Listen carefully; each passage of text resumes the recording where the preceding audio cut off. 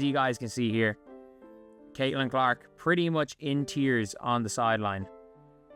In tears on the sideline. And I think that this is as much as anything.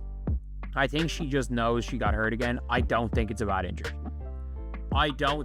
injury. She walked off fine. If you're looking at this move, I mean this when I say it. Like, if you're looking at this move right here, there's not much in it. This is the image no one wanted to see. Caitlin Clark, emotional, in tears, and visibly limping off the court. While some tried to downplay the injury as not bad, the visual told a different story. Clark wasn't just reacting to physical pain. She was devastated. Why? Because this wasn't just another tweak. It was yet another blow in a string of injuries that have quietly piled up since she entered the league. Right groin, left quad, left groin. Now this. How much can one body and one mind take? More than just a star rookie, Clark has become the entire gravitational center of the WNBA's media strategy, broadcast attention, and even CBA discussions. That weight is immense, and seeing her sit there, towel over her face, isn't just the story of a groin pull.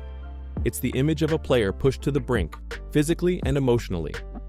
Everyone's asking, is she okay? But the real question is, how did we let it get to this point?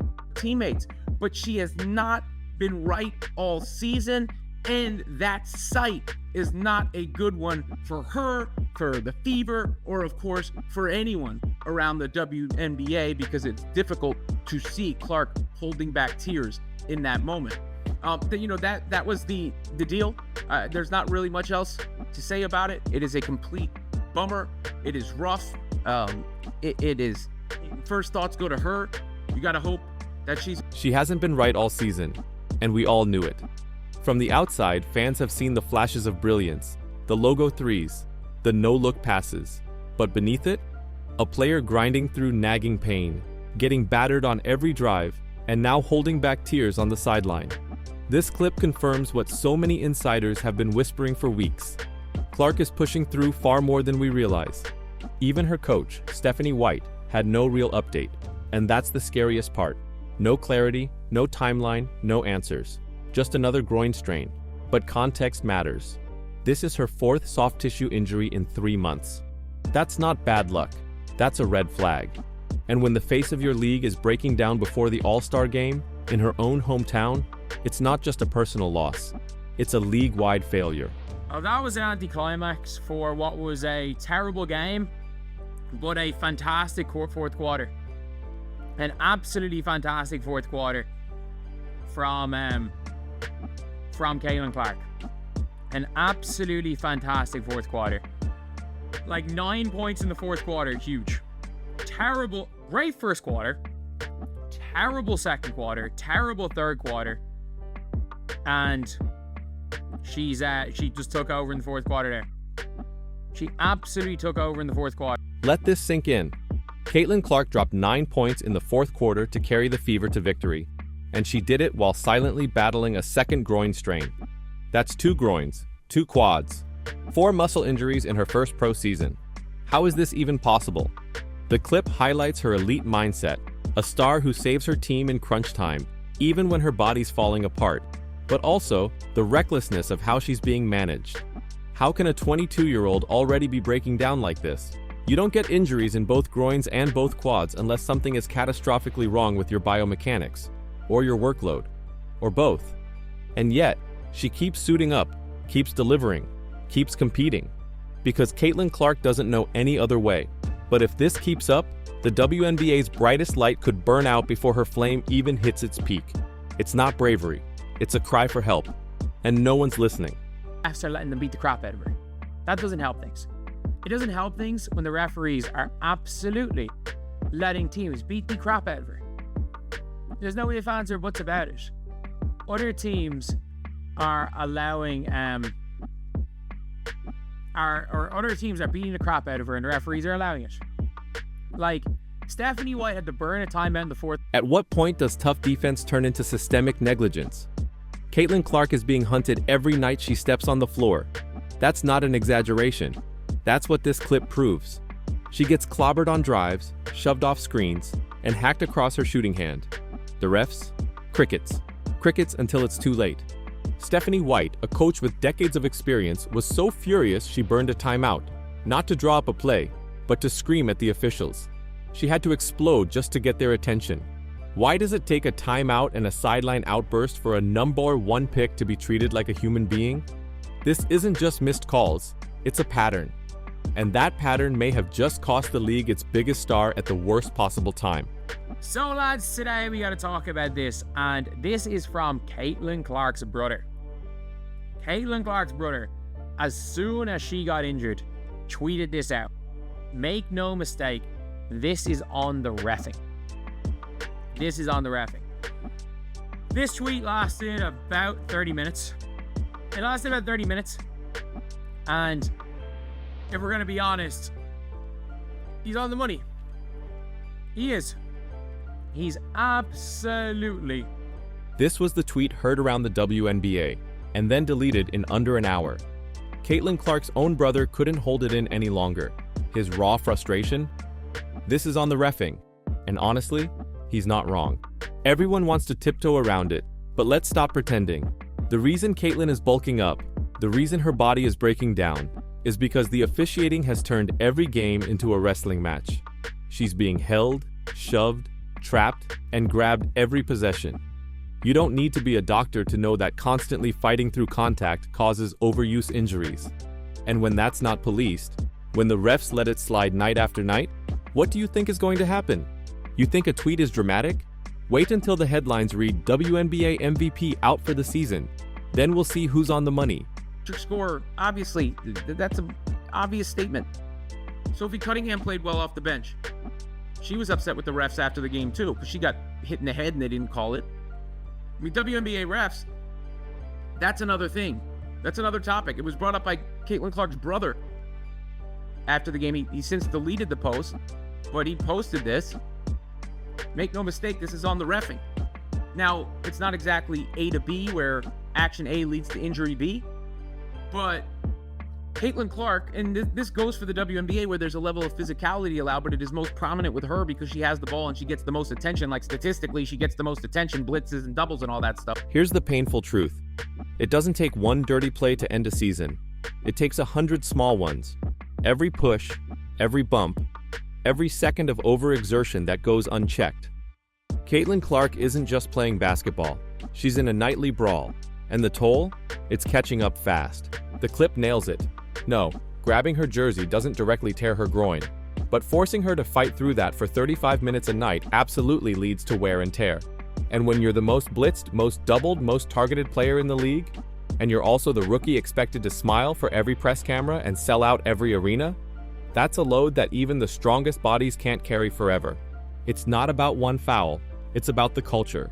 And that culture is now costing the league everything it was hoping to build.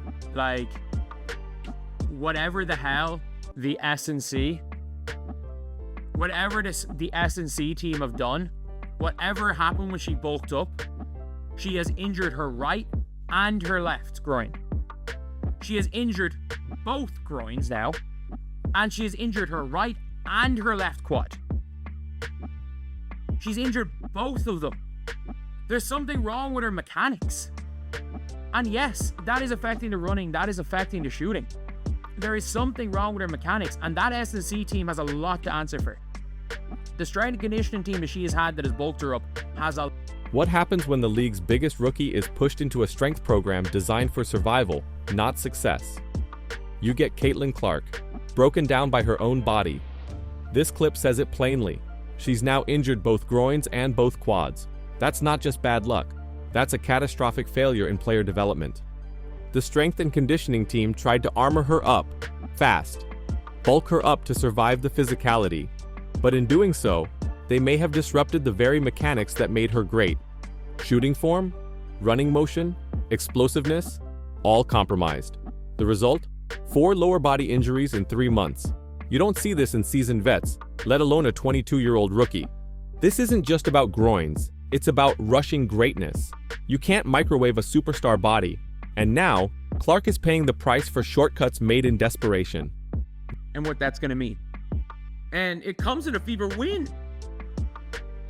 And again, you see the impact she has on the floor, even when she can't hit the side of a bar. 1 of 7 from 3. She can't shoot on the road. 4 of 4. This stat is jaw-dropping. Caitlin Clark shot 1 for 7 from 3. Couldn't buy a bucket. And yet, the Fever outscored the opponent by 21 points when she was on the floor. That's the kind of number you usually see attached to MVPs, not rookies limping through injury. What does that tell you? It tells you Clark's impact goes far beyond points. Her gravity on the court warps defenses.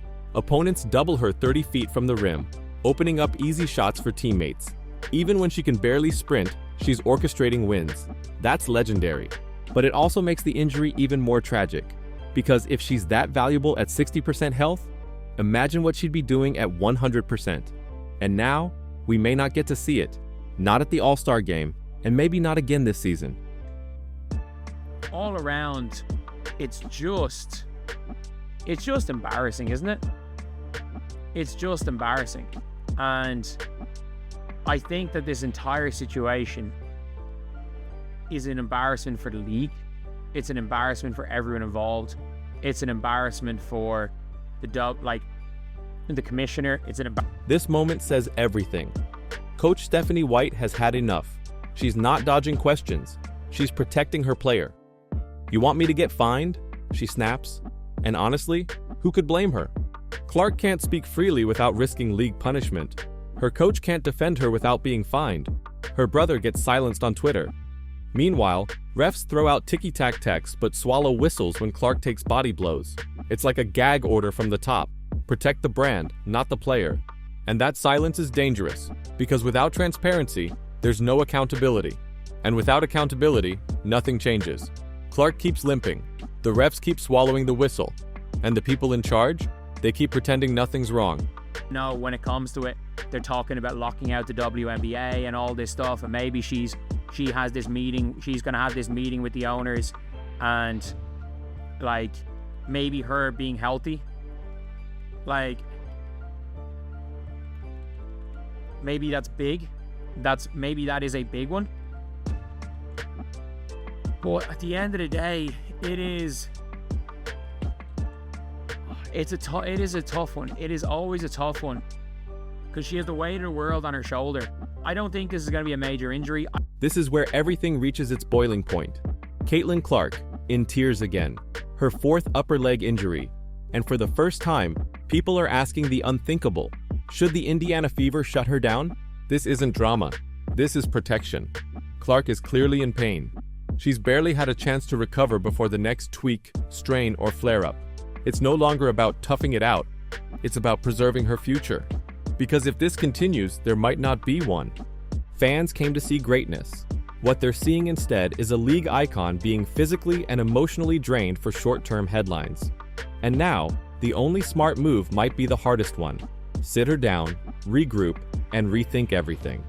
Caitlin Clark isn't just the most talked about player in the WNBA. She's the most important. She sells out arenas, breaks viewership records, and brings more attention to women's basketball than anyone in the last 20 years. But today, all that momentum has crashed into a wall. Another groin injury, another game cut short, another set of tears on the bench. And this time, it's different. This time, it's not just about a pulled muscle, it's about a system that's broken. From the league's officiating to its strength programs, from coaching decisions to CBA pressure, it's all too much for one player to carry. We've seen this movie before. A generational talent pushed too hard, too soon. And what happens next will define more than just Clark's rookie year. It could determine the future of the WNBA. Should she be shut down? That's the million-dollar question. Because let's face it, every minute she plays right now is a gamble. And what happens if the next tweak isn't minor? What happens if that tightness turns into a tear? Does anyone really want to find out? And what about the league? If Caitlin Clark misses All-Star Weekend in her hometown, what does that say about how we treat our stars? About how we reward the very athletes who elevate the sport? This should have been her moment, and instead, she's limping through press conferences, dodging questions, and forcing a smile through tears. Here's the part no one wants to admit. The WNBA needs her more than she needs them. And every injury she suffers while the league watches in silence chips away at the trust, the hope, and the future they're trying to build. So now we turn it over to you. Should the Fever sit Caitlin Clark for the rest of the season? Is the league doing enough to protect its biggest star? Is this just growing pains? Or are we witnessing something far more dangerous? Let us know in the comments. Speak loud, because right now, silence is hurting more than words ever could.